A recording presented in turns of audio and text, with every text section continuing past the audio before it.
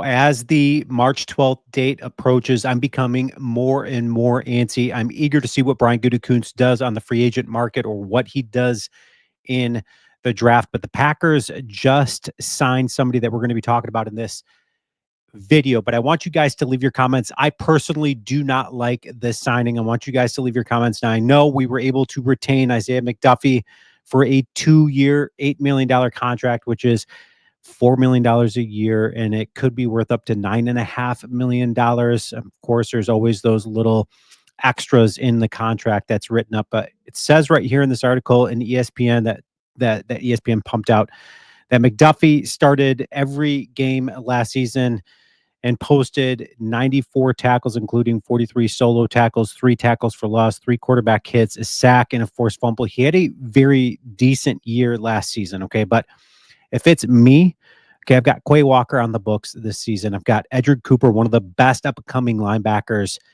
in the league. And then I've got a guy in Eric Wilson who, quite frankly, I thought Eric Wilson looked really good last season. We're going to take a look at some of the numbers here in a second. But leave your comments. Let me know your thoughts on the Packers signing McDuffie. Now, they didn't break the bank doing it, but if it were me, I would have rather retained Eric Wilson and then let McDuffie go out there unless we're able to get him for even cheaper if nobody throws money at him, and then rather address that via free agency or through the draft or both, right?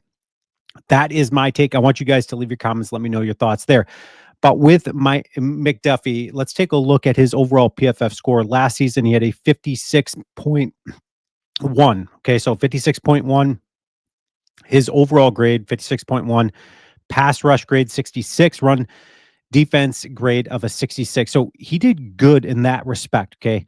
But where he lacks is his coverage grade at a meager 45.8. I think that was the team low on the Packers, even lower than what Quay Walker was pumping up. But you look at the difference. You've got Edrin Cooper, a rookie, overall PFF score of an 84. You look at his pass rush grade of a 90, his run defense grade of a 78.6, and his coverage score, the lowest score on that list right there. But it was a solid 73.5. Okay, so then you look at Quay Walker. Quay Walker had a 57.5 overall PFF score. Pass rush grade, he did pretty good. Run defense grade, he was in the backfield. I actually thought Quay Walker got better at times. He showed glimpses of, man, this dude, if you were to put him on the edge, I think he would be fantastic. But his coverage score was a 48.8. Another terrible score there between he and Isaiah McDuffie. Then you got Eric Wilson, who is yet to be signed. And I would much rather throw some money at Eric Wilson. Now, he's not going to command as much, right? Because he's aging. He's 30 years old. But I would have much rather thrown some money at him. 71 pass rush grade, and then a 68 run defense, a coverage score of 59.1. That's almost 10 points higher than Quay Walker. Again, I would have rathered see what we could do.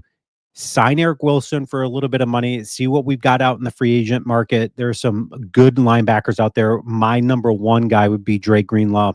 Now, he was hurt due to an Achilles injury that he suffered the year previous, but he's one of the best linebackers in the game when healthy.